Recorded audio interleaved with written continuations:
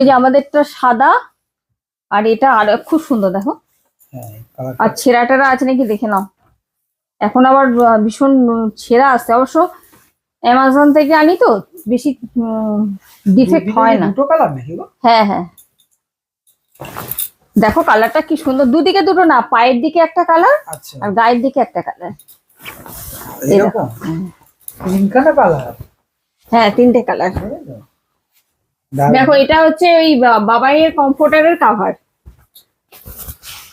আমাদের সেই বিবাহ সেই দিন তোমাদেরকে দেখালাম না যে কমফোর্টার এসছে, ওটা বাবাইয়ের ছিল।